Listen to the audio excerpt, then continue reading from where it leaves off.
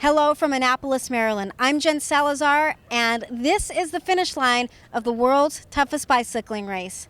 As the sun sets here on City Dock, it marks the end of the 2015 Race Across America.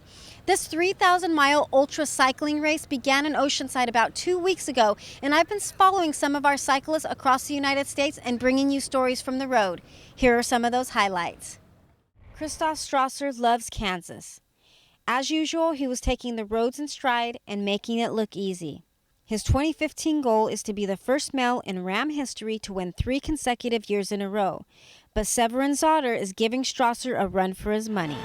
Severin Zotter arrived at the City Dock in Annapolis, Maryland with the Race Across America time of 8 days, 8 hours, and 17 minutes.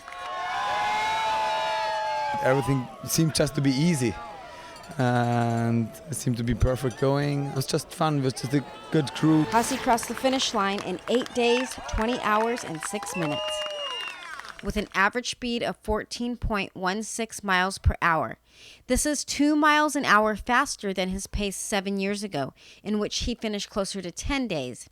Yep, Hossey's 2015 RAAM year was stronger and faster than ever. Third and fourth place for the men's solo under 50 category were taken by 2 Denmark riders.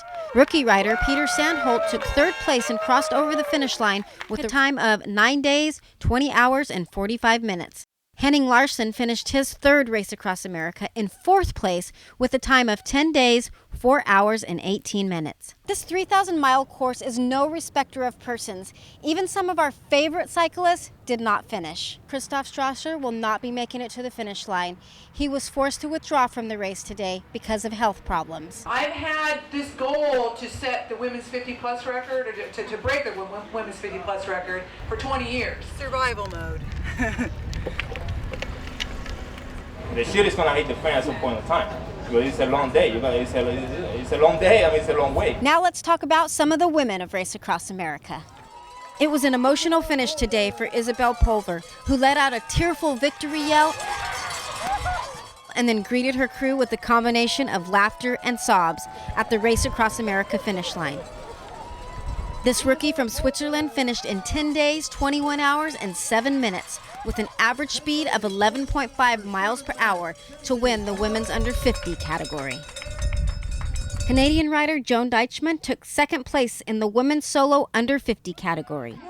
Even after cycling 3,000 miles across the USA, Joan still had the energy to drop to the ground and pound out 10 push-ups. Shoshana Pillinger gave us a post-race report. What I can report is that I've got quite sore feet, and I'm swaying like I'm on a boat, and I keep walking into things. So actually getting off the bike and actually trying to stand up and walk in a straight line is really difficult. And Media One followed Shu down the glass elevator. This descent down to the desert floor is a thrill for the riders. I screamed the entire way down, and my crew actually turned the radio off.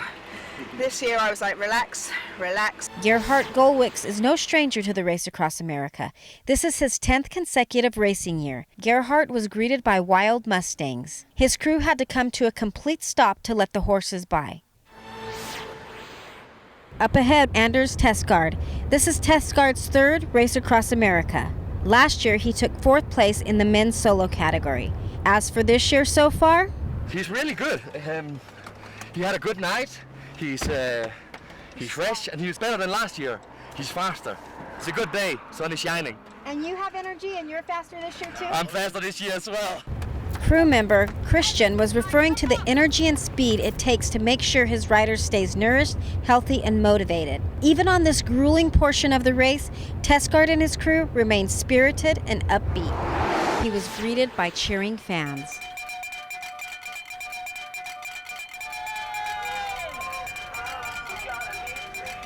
The longer we're out there, the more awareness we get, so that's why we do it, and we don't mind being last.